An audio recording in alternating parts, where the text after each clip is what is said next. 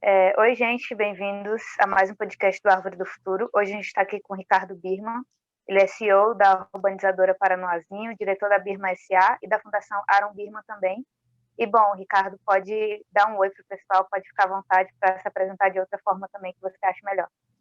Não, não, Evelyn. Só agradecer mesmo o convite. É uma satisfação muito grande estar aqui com vocês. E, enfim, acho que a gente vai ter uma conversa muito bacana hoje. Muito obrigado aí pelo espaço. De nada, a gente que agradece.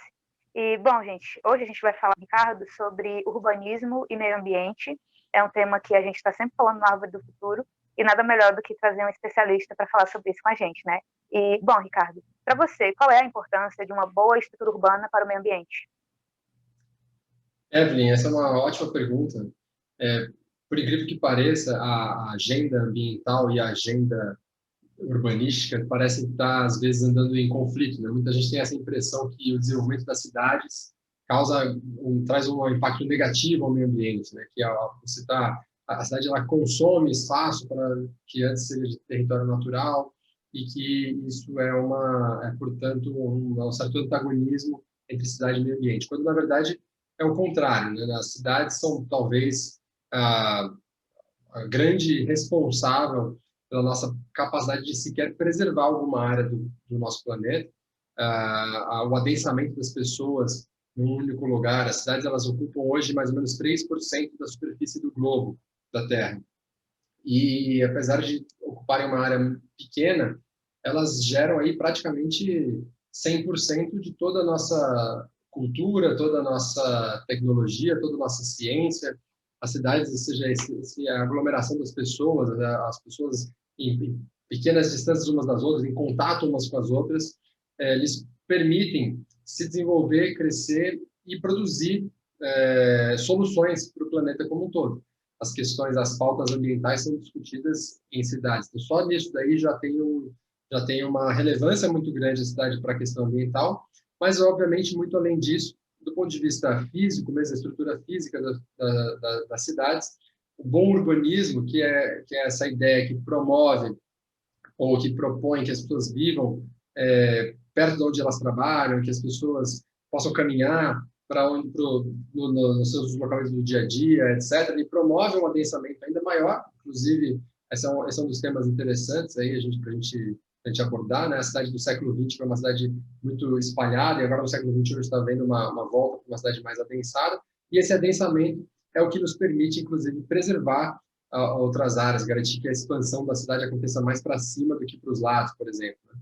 Então, é muito interessante poder estar aqui falando sobre isso aí com vocês. Acho um tema super central. Poucas áreas do conhecimento hoje têm tanto impacto na questão ambiental quanto o urbanismo, né? Eu diria que talvez a gente tenha aí agronegócio, energia e urbanismo, talvez sejam as três grandes áreas assim, com a possibilidade de ter um impacto na pauta ambiental no sentido global. E é interessante, Evelyn, vou emendar aqui um outro dado, né? Não sei quantos aí dos nossos ouvintes sabem, mas o mundo apenas recentemente passou a ser predominantemente urbano.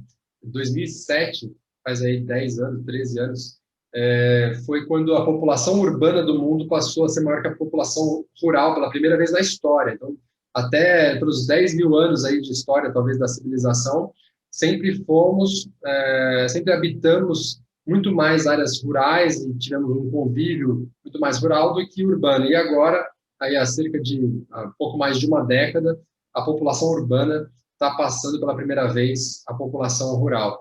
Isso torna a pauta da urbanização especialmente importante. Como nós vamos urbanizar o mundo, continuar a desenvolver as cidades do mundo, é crítico e fundamental na discussão da sustentabilidade enfim, da nossa presença aqui na Terra e de todas as escolhas tomadas nas questões urbanas impactam aí de forma muito profunda as futuras gerações, né? E, bom, continuando, né? Você falou sobre a importância do urbanismo hoje, né? A gente está cada vez mais indo para as cidades, que o urbanismo ele precisa ser bem estruturado para a gente atender às demandas do meio ambiente. E eu gostaria que você destacasse, né, quais são as características de infraestrutura que uma cidade precisa ter para atender a demanda de seus moradores, que é uma coisa que não pode faltar, e ao mesmo tempo ser menos poluente, ser mais sustentável. Quais são aí os elementos das cidades que tornam isso possível? Veja, Evelyn, talvez seja mais fácil a gente apontar quais as características das cidades que geram um impacto ambiental negativo, porque elas são mais evidentes. A gente tem isso no nosso dia a dia, né? Uma dos temas assim que eu mais gosto de discutir, debater, é a questão do adensamento populacional, né? Isso significa quantas pessoas vivem para cada quilômetro quadrado, ou para cada hectare de território bruto da cidade, né? E cidades muito pouco densas, ou seja, cidades que têm uma baixa densidade populacional, elas têm a sua população muito espalhada no território. E esse espalhamento no território, apesar dele gerar digamos assim, certos atributos que no início do século XX, especialmente, eram vistos como muito positivos, por exemplo, a possibilidade de você viver num subúrbio, a possibilidade de você viver numa casa com um grande terreno, com um grande jardim, a possibilidade de você viver de certa forma, isolado dos problemas dos centros, né? Aquela confusão, da poluição, do barulho, dos incômodos de um centro muito ativo. Apesar dessa baixa densidade proporcionar esses atributos, que são atributos legítimos e algumas pessoas podem desejar esse estilo de vida, eles têm consequências ambientais muito drásticas, né? Então, por exemplo, uma das mais óbvias é que se você cria distâncias maiores na cidade, então os deslocamentos que as pessoas vão ter que fazer para ir para o trabalho, para ir para o supermercado, para ir para a escola, para ir para a faculdade, enfim, para se deslocar na cidade, para suprir ali as necessidades do dia a dia delas, elas vão acabar sendo deslocamentos maiores e, dependendo da forma do modal de transporte que se utiliza, ou seja, de qual veículo de transporte está utilizando para fazer esse deslocamento, ela pode ser altamente poluente. Então, se você faz esses deslocamentos, por exemplo, em carro, o carro particular é o campeão aí, poluidor, né? É o menos eficiente energeticamente, é o mais poluidor, por qual métrica que você quiser, por exemplo, por quilômetro, por quilômetro rodado, por habitante, enfim, como você quiser medir, ele é extremamente poluente. Então, se você tem uma cidade que tem uma baixa densidade, você corre o risco de, a menos que consiga desenvolver outras formas de transporte para essa população, acabar dependendo muito de um transporte rodoviário e poluente. E aí isso tem um outro problema, porque quando a densidade é baixa, por outro lado, você também tira a viabilidade econômica, ou pelo menos reduz a viabilidade econômica de modais coletivos de mais capacidade, né? Por exemplo, veículos sobre trilhos, trens urbanos, metrô e coisas desse tipo. Ou até às vezes, coisas menores, mas também sobre trilhos, ou elétricos, o que seja. Porque para você fazer, por exemplo, 1 quilômetro de metrô, né? Imagina 1 quilômetro de metrô numa área super densa, uma grande população de pessoas atendidas por aquele 1 quilômetro de metrô, que poderiam ali ter uma distância média de caminhada até uma das estações de 500 metros. Você teria uma grande população ali, essa grande população seja pensando aí no financiamento através da passagem, né, que muita gente utilizando aquele 1 quilômetro de linha para pagar a infraestrutura, o investimento necessário para fazer aquela linha, seja pensando no investimento público, numa densidade maior de pessoas pagando impostos que podem, então, ser revertidos para a construção daquele 1 quilômetro de metrô, enquanto que numa situação de baixa densidade, você tem o mesmo 1 quilômetro, o mesmo custo, praticamente, para a instalação, o mesmo custo, praticamente,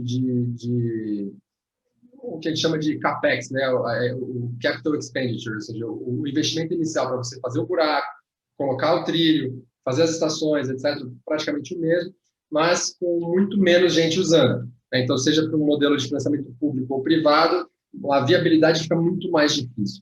Aqui, eu estou em Brasília, né? Eu moro em Brasília, e aqui em Brasília tem um exemplo disso, em que Brasil é uma cidade que tem um centro muito pouco denso, e o metrô que atende, que é a única linha de metrô da cidade, praticamente, são duas linhas, o metrô que atende aqui essa área central, ele tem uma realidade de ser constantemente deficitário, é muito difícil esse metrô se pagar, em parte porque é uma extensão muito grande de infraestrutura para pouca gente para pagar por essa conta. Então, é muito difícil viabilizar transportes de maior capacidade, que são, por sua vez, menos poluentes. Né? Então, e aí, além disso, tem uma terceira frente desse problema, que é nessas baixas densidades você também acaba praticamente eliminando a possibilidade de deslocamentos a pé, ou de bicicleta, ou de modais não motorizados. Né? Então, assim, certas escolhas urbanísticas podem estar, como é o caso de cidades pouco densas, restringindo os modais que as pessoas podem utilizar e, com isso, levando a consequências ambientais indiretas, né, que talvez nem estejam sendo diretamente associadas à escolha de desenho urbano inicial que foi feito. Então, eu acho isso super importante ser discutido. Tem outras questões, né? Na cidade também a gente pode citar outros exemplos aqui de como a cidade se relaciona com o meio ambiente. Esse exemplo aí do metrô e do transporte, na verdade, ele se aplica para praticamente qualquer infraestrutura urbana. Né? Então, por exemplo, pega redes de água, redes de luz, redes de esgoto, redes de drenagem, tudo isso, quando você tem uma cidade menos densa, é mais difícil de você tornar elas viáveis, é mais difícil de tornar esses equipamentos, assim, viabilizar o financiamento tanto da constituição quanto da manutenção e operação desses equipamentos urbanos em áreas menos densas. Então, isso acaba trazendo muitas vezes consequências, por exemplo, no caso de saneamento básico, né, de água e esgoto, você pode trazer consequências ambientais importantes. Se você tem uma rede de esgoto que está lá sem capacidade de financiamento, sem possibilidade de ser mantida, seja, de novo, independente do modelo de financiamento, seja público ou privado, ela tem uma tendência maior a ser precarizada, a ser sobrecarregada, a não ter a manutenção adequada e, eventualmente, ter ali uma falha, um problema que não possa ser consertado. Tende você a ter uma estação de tratamento de esgoto que está operando além da sua capacidade e não tem origem, não tem fonte de recursos para financiar uma renovação, uma ampliação, uma adequação, uma adaptação tecnológica, e isso gera outras consequências ambientais importantes também. Então, a cidade, isso só para falar dessa questão do adensamento, né? Tem outras questões e outras escolhas urbanas que podem ter um impacto significativo ambiental também. Um exemplo são as regras, né? Ou, por exemplo, a estrutura de permeabilidade que vai geralmente ser imposto por lei para a cidade. Tem cidades que apostam muito, por exemplo, numa permeabilidade intra-lotes, ou seja, que cada lote vai ter que garantir lá uma área permeável. Isso é muito comum no Brasil. Muitos planos diretores, digamos assim, defendem essa lógica, promovem essa lógica, que tem um pouco a ver também com uma lógica de espalhamento horizontal, de baixa densidade, porque você está falando geralmente de uma expansão urbana feita em casinhas, né, em módulos de lotes individuais com casinhas, e aí você tenta resolver a permeabilidade dentro do lote, mas ela é muito pouco efetiva. Então, porque você não tem como controlar o que o cidadão, o dono do lote faz, nem sei se é desejável você controlar o que a pessoa está fazendo no quintal dela, proibir a pessoa de impermeabilizar o seu quintal é uma coisa complexa. Muitas vezes você está contando com essa permeabilidade, o que a gente chama do pós-ocupacional, né? Ou seja, você faz isso no projeto, é muito maravilhoso, muito lindo, tem lá toda a conta da permeabilidade atendida, mas alguns anos depois que aquele projeto está ocupado, já não tem mais nada permeado, não tem nada impermeabilizado. Então, regras certas ou erradas aí de como alocar essa permeabilidade também são fundamentais. Enquanto que cidades que resolveram isso melhor, geralmente alocam essa necessidade de você ter permeabilidade do solo, né, porque isso é importante para todo o ciclo da água dentro do espaço urbano, você poder ter recarga dos aquíferos, não esgotar aquíferos, ter garantir, inclusive, o suprimento do abastecimento de água, etc. Tudo isso, cidades que foram mais bem-sucedidas nisso, geralmente apostaram numa solução de permeabilidade fora dos lotes. Então, em grandes espaços verdes, praças, parques, às vezes uma questão de pavimentos mais drenantes nas ruas, enfim, e outras soluções. Então, todas essas questões urbanas, sejam elas técnicas de infraestrutura, sejam elas mais de zoneamento e planejamento, sejam elas de governança do espaço público, elas podem, à primeira vista, não parecer, mas todas elas têm grandes impactos ambientais.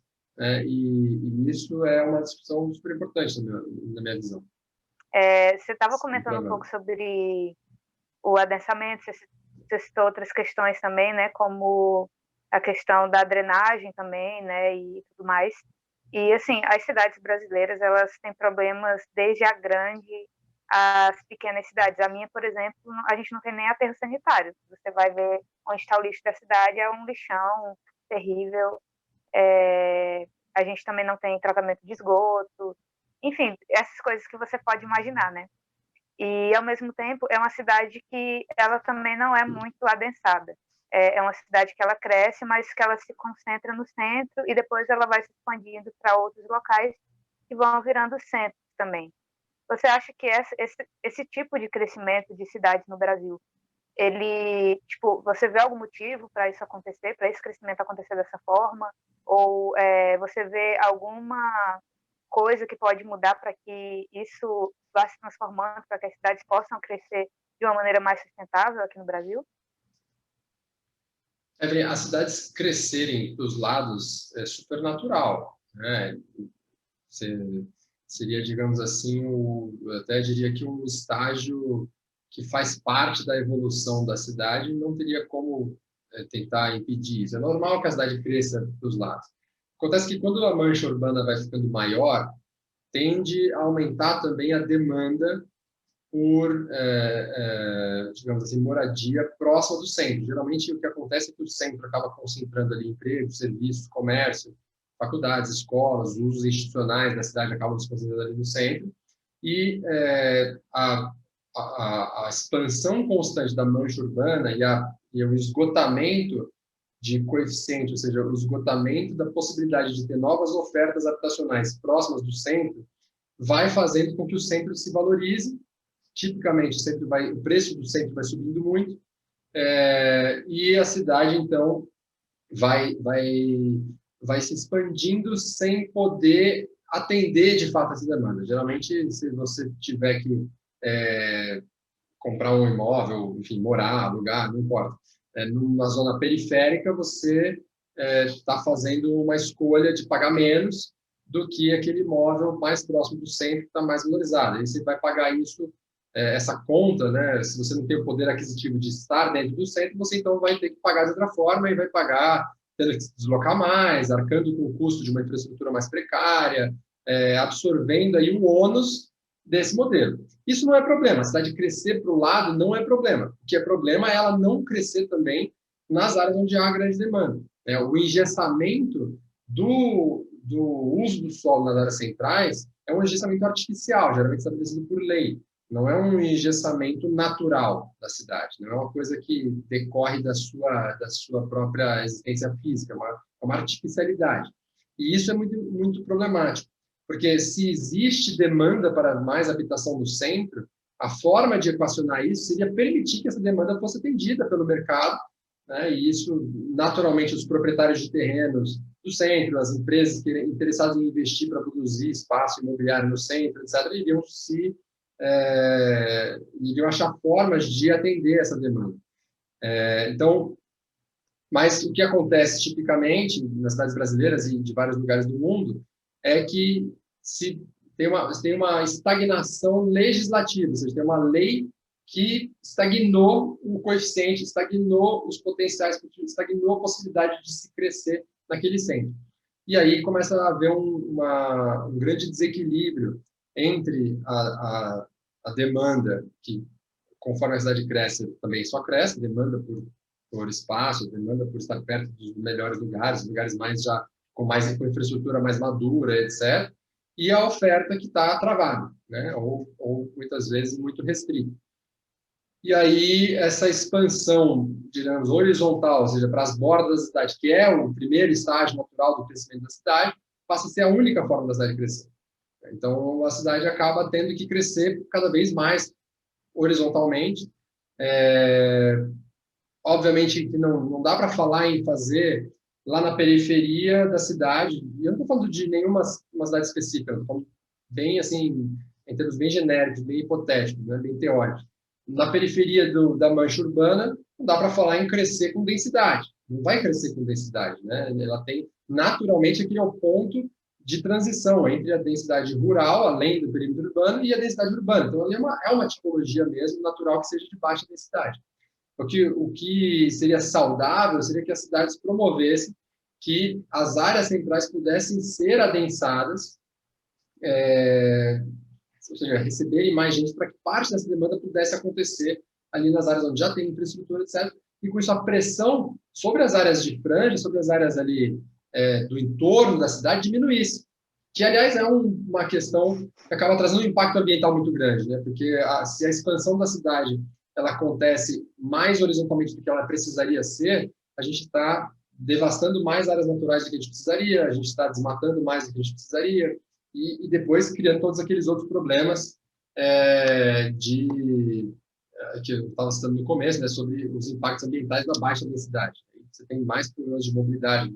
E assim, o impacto ambiental é só um, né? Tem um impacto social gigantesco, né? Nas capitais brasileiras hoje, o cidadão médio demora 1h30 para ir e vir ao seu trabalho todos os dias no transporte coletivo. Então, imagina o que é 1h30 na vida das pessoas. 1h30 que ele pode estar, às vezes, trabalhando, né? Se dedicando ao seu trabalho para produzir mais, para conseguir um aumento, conseguir uma promoção, ou 1h30 que ele pode estar estudando, se especializando em alguma coisa, concluindo seus estudos. 1h30 que ele pode passar com a família dele, 1h30 que ele pode ter de presença com os filhos dele. Qual é o impacto disso na criação desses filhos? Então, esse espalhamento artificial da cidade eu acho muito perverso, muito cruel. E tem impactos que vão além da questão ambiental. Uhum. Quando a gente fala sobre esse adensamento das cidades, né, muitas pessoas acabam levantando a questão da elevação de preços dos imóveis. E aí, tipo, teoricamente, os imóveis eles vão aumentar e, consequentemente, isso vai prejudicar as pessoas mais pobres, né, no ato de conseguirem suas moradias. Até que ponto essa preocupação é plausível? Veja, esse receio, né, de que pessoas de classe mais baixa sejam expulsas das áreas mais atendidas por infraestrutura e comércio, etc., por falta de poder aquisitivo, ele é legítimo. É uma coisa super séria. Não acho que ninguém deseja uma cidade que vai cada vez mais expulsando as pessoas que não têm capacidade de, enfim, de se sustentar, de pagar, de comprar comida para botar no prato da sua família. Acho que ninguém quer uma cidade que vá cada vez mais colocando ônus e colocando pesos e custos adicionais na vida dessa pessoa. Por exemplo, forçando ela a se deslocar mais para chegar no trabalho. Ou seja, somar na lista de adversidades que essa pessoa já enfrenta mais um ônus. Acho que ninguém defenderia isso em sã consciência. Mas, para fazer uma discussão séria sobre esse tema e tentar, de fato, chegar a uma solução, a gente precisa entender qual é a razão disso estar acontecendo, né? E a alta de preços em qualquer mercado, ela decorre simplesmente de uma maior demanda do que uma oferta. Isso é uma lei universal, é uma coisa já bastante documentada no estudo da economia. Qualquer aluno do primeiro ano de economia entende isso, e estuda isso, e aprende isso. Não tem não tem outra razão para esses preços ser mais alto do que ele poderia ser se não for por uma restrição de oferta ou por uma demanda muito alta. Então, o que está causando esse desequilíbrio entre oferta e demanda no centro? Essa é a questão. Por que o preço no centro é alto? O preço no centro seria mais alto ou mais baixo se a gente aumentasse a oferta no centro? É óbvio que seria mais baixo. Quanto mais oferta a gente tiver no centro, mais baixo será o valor do imóvel, o valor da terra e por aí vai. Hoje, o valor tanto da terra, né, que é uma consequência do valor do imóvel, quanto o valor do produto final do imobiliário dentro do centro urbano, ele é muitas vezes maior do que o terreno periférico, porque o terreno na periferia está disponível, é abundante. Né? Você sempre pode ir mais longe, sempre pode expandir a cidade. Enquanto que o terreno no centro acabou e os terrenos que existem não podem ser redesenvolvidos para acomodar mais demanda. Então, de novo, né, se a gente quer ter uma discussão séria sobre como evitar esse processo de expulsão da população mais pobre para as zonas periféricas, a gente tem que enfrentar de frente essa questão. Enfrentar de frente talvez seja uma redundância, não sei. A gente tem que enfrentar seriamente essa questão do estrangulamento da oferta nos centros das cidades, nas áreas nobres, nas áreas ditas mais valorizadas, etc. Outro dia eu estava acompanhando uma discussão a respeito de uma mudança de plano diretor de uma cidade no litoral norte de São Paulo. Um município, enfim, nem precisamos citar aqui qual é o município, mas era uma discussão sobre possibilidade ou não de se aumentar os coeficientes e gabaritos, ou seja, a possibilidade de se verticalizar os imóveis dentro do centro da cidade. E aí, assim, por que existe essa discussão? Por que ela sequer está na pauta desse município? Por que alguém estaria falando de verticalizar? Não existiria essa pauta se não houvesse uma demanda por mais pessoas morarem no centro. Claramente existe um grande mercado para pessoas morarem ou terem um imóvel, enfim, uma loja, um comércio, o que seja, mas principalmente uma habitação próximo desse centro já construído. Né? Então, isso é um dado. Isso é o que originou a discussão toda. Né? E aí, as soluções, basicamente, são duas. Ou a gente permite que aquela área se adense e se verticalize e que tenha mais gente morando naquela região da infraestrutura, com algumas consequências, principalmente para quem já mora lá. Então, o morador daquela área, que é uma área privilegiada, que está se valorizando, está vendo o patrimônio dele, inclusive, valorizar por essa escassez de concorrência, ele não vai ter interesse, a priori, pelo menos falando do ponto de vista puramente econômico, ele não vai ter interesse em um aumento de oferta na vizinhança dele. E vai fazer com que o preço do imóvel, do patrimônio que ele tem, diminua. Ou, pelo menos, cresça menos do que cresceria num cenário de bloqueio. E, por outro lado, ele também pode achar que ele vai passar a experimentar certos incômodos urbanos, tipo mais trânsito, mais gente na rua, mais barulho, mais movimento, todas essas coisas que geralmente pautam, né, aí mais poluição, enfim, tem esses argumentos contra o adensamento do centro. Agora, no interesse dessa pessoa, o que ele vai, pensando no próprio umbigo, o que ele vai defender? Ele sempre vai defender que o centro não tenha mais verticalização do centro. E era esse o movimento que estava acontecendo nesse município que eu estou citando. As pessoas estavam se organizando para impedir o centro. Claro que aí vem uma série de argumentos, né? Vem argumentos do tipo, vai acabar com a paisagem, vai interromper a vista do mar, vai trazer poluição, vai trazer mais trânsito, vai gerar um monte de problemas para a cidade. E eu acho interessante, inclusive, de ver que muitas vezes essas resistências ao adensamento vêm com uma pauta assim, que na superfície parece ser uma pauta ambiental. Imagina o movimento de carros, imagina a poluição que isso vai gerar aqui no centro, imagina a quantidade de lixo na rua, imagina assim, são coisas tentando aludir a um argumento ambiental. Mas é um argumento totalmente falacioso, porque a alternativa, eu sempre digo isso, o contrário de adensar não é não adensar. O contrário de adensar é espalhar. Então, se você não vai, se existe demanda, e se as pessoas não vão poder, se essa demanda não vai poder ser atendida lá no centro, ela vai ser atendida aonde o mercado oferecer para elas moradia, que vai acabar sendo espalhando a mancha urbana.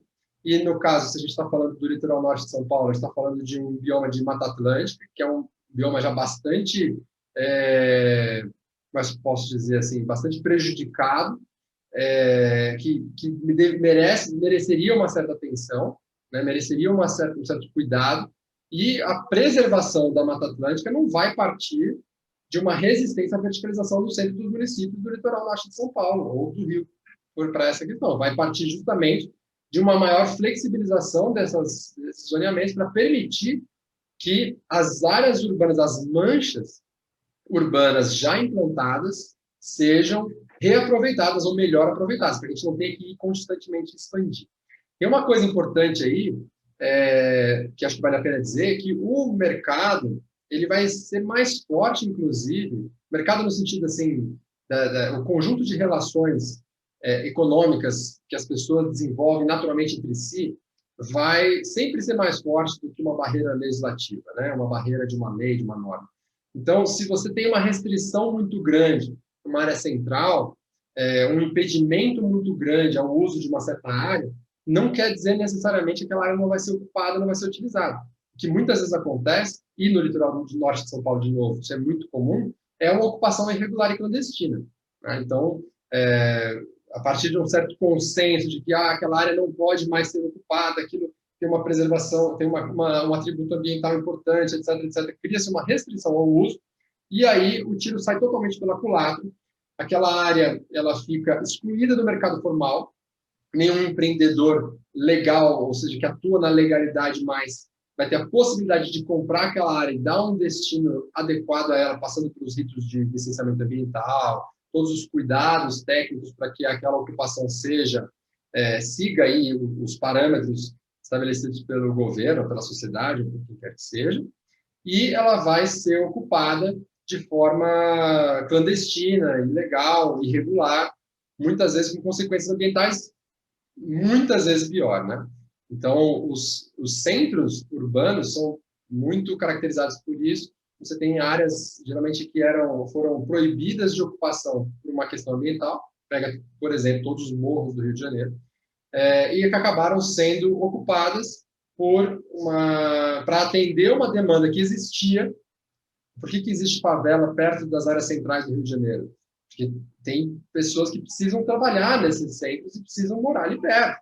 Existe essa demanda. E o mercado formal não é capaz de atender a elas, atender essa população, está estagnado, o preço explodiu pelas razões que a gente já falou, e aí o cidadão é condenado a escolher por uma moradia irregular. Então, tem muitas consequências. Assim, e, geralmente, a ordem dos argumentos está invertida. Quem está lá defendendo que se proíba mais verticalização por um argumento ambiental, geralmente, às vezes, sem pensar, sem ter consciência disso, acaba pelo seu raciocínio, na verdade, induzindo a um desmatamento, a uma ocupação, às vezes, de uma área que antigamente era nativa, a uma ocupação irregular no próprio centro, que às vezes ele estava querendo proteger, mas aí vai ser ocupado uma área pública ali do centro, vai se criar um problema ambiental maior, às vezes um problema de saneamento maior, enfim, e muitas outras consequências. Muito comum, assim, no nosso cenário brasileiro. A gente tem hoje no Brasil entre 50 e, assim, os municípios brasileiros têm por volta de 50% da sua ocupação urbana irregular, ou com algum tipo de irregularidade. Não necessariamente favela, mas são índices muito altos. Tem municípios onde mais de 70% da população vive numa área irregular. E por que é isso? Por que as pessoas optariam por viver numa área irregular?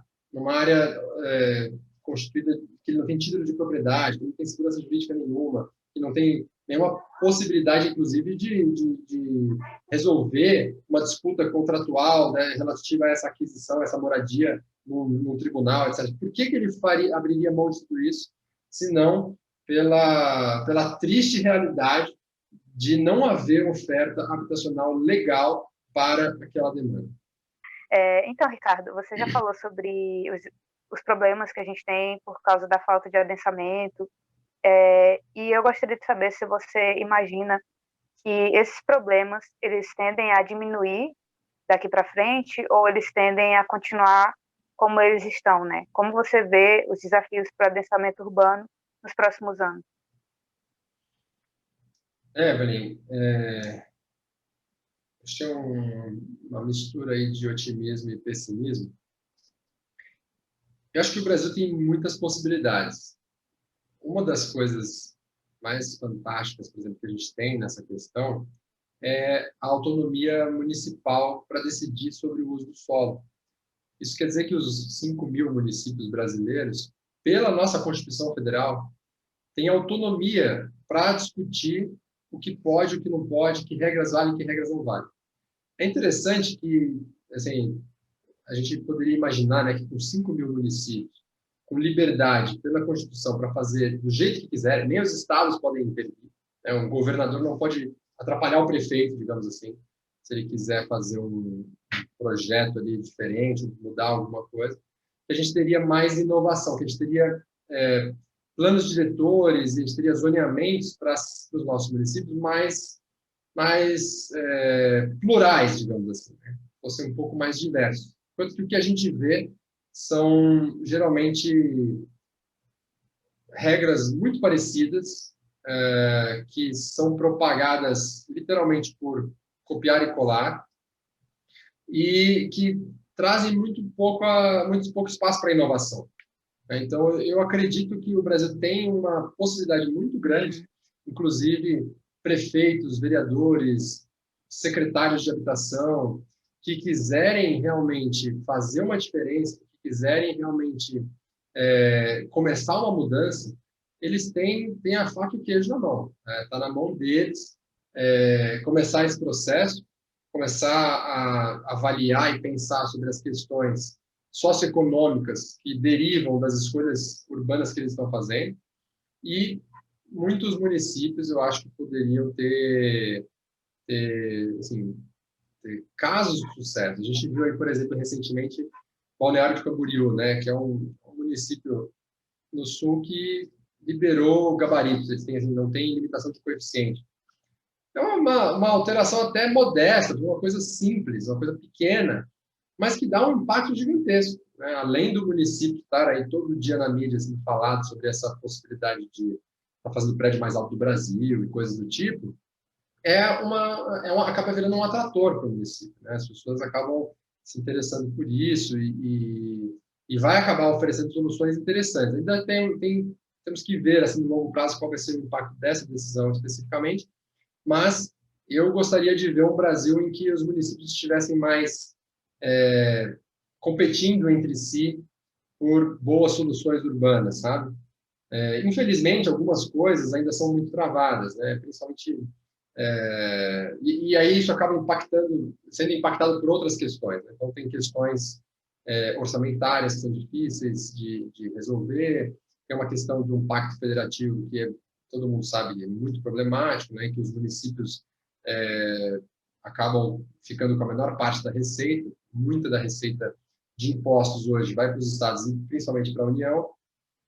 Então, os municípios acabam, em sua maioria hoje, tem uma situação fiscal muito difícil, né? Então, geralmente o município está ali operando no 0 a 0 quando não está no negativo, e o prefeito tem muito pouca margem de manobra, muito pouca coisa, geralmente ele tem um monte de problema e pouca tranquilidade para pensar em coisas desse tipo.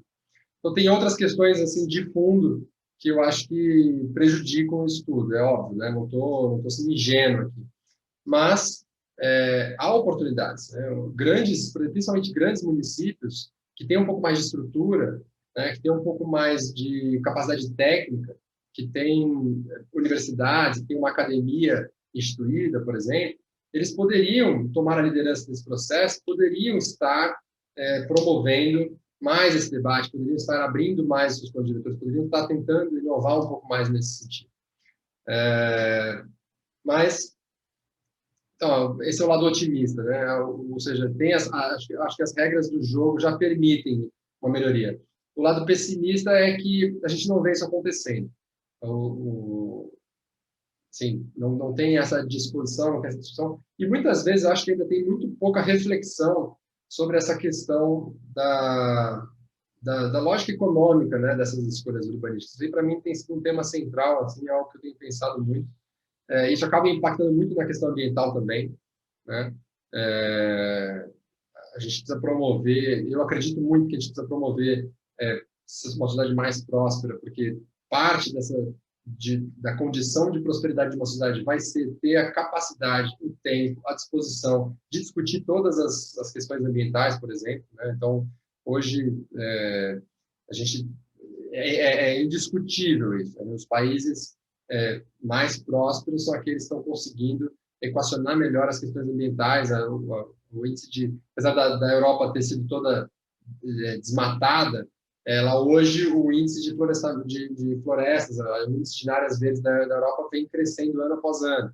Então, assim, você precisa atingir um certo nível de prosperidade para ter a preocupação de usar uma sacola que seja biodegradável no supermercado, por exemplo. Enquanto que é uma população que vive na miséria, na pobreza, muitas vezes não vai conseguir dedicar tempo, não vai conseguir dedicar energia a essa questão, quando ele depende ali, toda a energia ali está concentrada na sua própria subsistência. Então, eu acho que promover a prosperidade é uma forma de promover a sustentabilidade, e acho que nos municípios brasileiros isso pode ser abraçado, as cidades podem buscar também, se elas toda vez que tiver uma pauta que esteja promovendo a prosperidade da população daquele município, certamente ela está contribuindo com a pauta da qualidade de vida, e ela está contribuindo com a pauta da qualidade ambiental que vai ser experimentada por aquela população. Ricardo, você pode contar para os nossos ouvintes aqui do Árvore do Futuro o que é a cidade orbitar, né? E quando você fizer isso, você pode destacar as características que ela tem, a importância desse projeto? Bom, momento aí da gente falar da gente mesmo, sempre...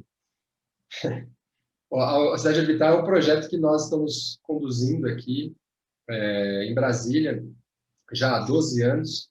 É um projeto de desenvolvimento urbano, né, diria assim, um novo bairro do Distrito Federal. O Distrito Federal, para quem não conhece, ele não é dividido em municípios, né? Então, a gente tem aqui o governo do Distrito Federal, o governador do Distrito Federal, mas não tem prefeitos embaixo disso, tem uma estrutura municipal depois disso. Então, o governo do Distrito Federal ele faz a função tanto de governo quanto de prefeitura. E dentro do quadrilátero do Distrito Federal tem várias manchas urbanas, né? Que aqui às vezes as pessoas chamam de cidades, mas é só importante fazer esse esclarecimento. Não são municípios autônomos. Então, por exemplo, Taguatinga, Planaltina, Sobradinho, Gama, Cruzeiro, às vezes são bairros barra cidades. Politicamente, eles são bairros, mas às vezes do ponto de vista de identidade, constituição, etc., eles se sentem como cidade. Então é um mix, assim, né? Assim como o DF como um todo e Brasília é meio estado, cidade, cidade, estado, essas áreas são cidades barra bairros, e essa realidade é importante. Então a cidade orbitar, ela vai ser nesse sentido não é uma cidade, ela tem esse nome porque é um empreendimento onde a gente pretende promover e oferecer tudo que uma cidade tem. Então, áreas não apenas dormitório, não apenas moradia, mas também residência, mas também comércio, serviços, emprego, renda, escolas, hospitais, universidades, parques, praças, tudo que uma cidade precisa ter. A gente está buscando aí, ao longo desses anos, trazer para o Brasil as melhores referências possíveis em planejamento e desenho urbano. A gente trabalhou com escritórios, a gente trabalhou com o escritório do Gale Architects da Dinamarca, baseado em Copenhague, que atua no mundo inteiro. A gente trabalhou com a SOM, que é um escritório de arquitetura baseado nos Estados Unidos, mas também hoje está no mundo inteiro. A gente trabalhou com a Project for Public Spaces de Nova York, a gente trabalhou com a DPZ Co-Design, baseada em Miami. São todos escritórios que têm uma atuação global na constituição de um espaço público, principalmente de qualidade, um espaço construído de qualidade, para falar de uma forma mais ampla, e que a gente tentou trazer essas experiências ao longo dos vários anos. O rito de aprovação e a burocracia de se aprovar um empreendimento imobiliário de grande porte no Brasil é insano, absurdo. A gente não faz nenhum sentido, na minha visão, ficar 12 anos para aprovar um projeto e colocar o primeiro tijolo num projeto que vai gerar 5 mil empregos por ano aqui em Brasília, um projeto de 25 a 30 anos de desenvolvimento pela frente. Então, isso é muito contraditório, mas faz parte das regras do jogo, e a gente, infelizmente, está aí na reta final de aprovação da primeira etapa. Pretendemos lançar a primeira etapa no início do ano que vem. Do ponto de vista de concepção, aí, trabalhando com todos esses escritórios, não só esses, mas vários, sempre a gente busca a maior qualidade possível de projeto. Então, os especialistas que a gente busca sempre são assim, quem é a referência nesse mercado no Brasil? Se esse cara não nos atende, a gente vai buscar quem é a referência global. Então, a gente já, por exemplo, em algumas questões ambientais, a gente trabalhou com algumas empresas de atuação global também. A gente sempre tenta trazer a maior qualidade possível para essa parte de projeto, resultando aí num empreendimento que tem algumas propostas de inovar naquilo que a gente conseguiu inovar. Claro que nem tudo é possível, a gente tem restrições do zoneamento da cidade, tem restrições das leis locais aqui, tudo isso, mas assim, dentro daquilo que essa legislação permite, a gente tentou ser bastante arrojado para construir um bairro que vai ser um bairro, na nossa visão, muito caminhado, as pessoas vão poder andar muito na rua, são um bairro que as pessoas vão poder ter uma boa parte das suas necessidades diárias atendidas a pé, um bairro de muita qualidade de vida, um bairro muito seguro, um bairro que a vida em comunidade, a vida e o pertencimento, aquela vida na rua vai ser presente, um bairro que você vai poder sentar num café na esquina e, sabe, tomar um lanche da tarde, comer um almoço com sua família num restaurante, sentado na calçada. É uma coisa muito rara no Brasil. Uma experiência urbana muito rara. E é uma experiência urbana que gera muita qualidade, muita segurança. Não por outra razão, assim, são características que a gente vê nos melhores bairros de todas as cidades. Então, a gente está tentando realmente fazer um projeto que traga uma experiência urbanística que seja emblemática e que seja um benchmark para o mercado nacional. A gente sente muita responsabilidade com o projeto, ele é muito desafiador, mas ele também traz uma responsabilidade muito grande, porque é um projeto muito grande, né? Como eu disse, 25 a 30 anos de desenvolvimento, e que estamos aqui na capital do Brasil, afinal de contas, né? E que inevitavelmente vai servir aí de modelo, de inspiração, de referência. A gente quer fazer um modelo do que fazer, a gente espera não fazer um modelo do que não fazer, seria muito triste. Então, estamos nos dedicando muito a isso, e como disse, né, na etapa final aí de aprovação para o ano que vem poder começar esse empreendimento. Parabéns pelo projeto, obrigada por ter falado sobre ele aqui no Árvore do Futuro. E, bom, para vocês que estão ouvindo a gente, né, o Ricardo, ele também vai participar do nosso curso, então, se você gostou dessa entrevista com ele, pode esperar que no curso a gente vai ter muito mais do conhecimento que o Ricardo tem para compartilhar com a gente. E, Ricardo, antes da gente finalizar, você gostaria de acrescentar alguma questão sobre urbanismo e meio ambiente que eu não tenha perguntado, ou falar mais de um ponto que você ache importante? Fica à vontade. Não, eu só queria agradecer o espaço de vocês, parabenizar pelo trabalho da Árvore do Futuro. Tenho assim, gostado muito do conteúdo de vocês, tenho tentado ajudar aí da maneira como eu posso. Eu acho que a gente vive uma constante urbanização no Brasil, né? O Brasil já é bastante urbano, 85% da população do Brasil já vive em cidades. Aquela transição que eu citei no começo, né, do planeta passando a ser mais urbano, essa é uma transformação que está acontecendo hoje, principalmente na Ásia e na África.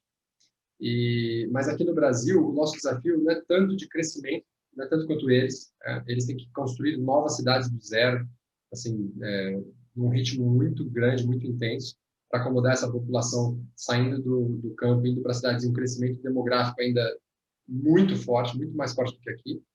Mas aqui no Brasil a gente tem um desafio de desenvolver as nossas cidades que já existem, requalificá-las, reurbanizá-las, enfrentar os problemas difíceis, quebrar os modelos errados. A gente tem um problema crítico no Brasil de saneamento básico.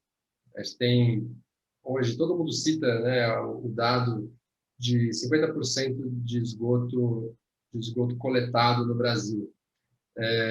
Ou seja, metade da população não tem esgoto sendo coletado. Mas isso é só a ponta do iceberg. Da metade que é coletada, uma boa parte não é tratada. Então, mais ou menos metade daquilo que é coletado não é tratado. A gente está falando de 25%. E aí eu estimo, isso não tem dado, mas é uma estimativa apenas, um chute, que daquilo que está sendo oficialmente registrado como tratado, pelo menos metade disso está caindo em estações de tratamento de esgoto ou outros sistemas considerados tratamento, como, por exemplo, emissários oceânicos são considerados tratamento de esgoto, mas que não tratam, né, efetivamente só jogam no oceano. Pelo menos metade desses 25% aí não são efetivamente tratados. Então, se a gente pensa que 10% apenas do esgoto do Brasil está sendo tratado, a gente tem problemas muito sérios nas nossas cidades. Né? Se a gente pensa que a gente tem hoje 3% da população do mundo e mais ou menos mais de 10, dependendo da estatística, 15% dos homicídios urbanos do mundo. As nossas cidades são muito violentas,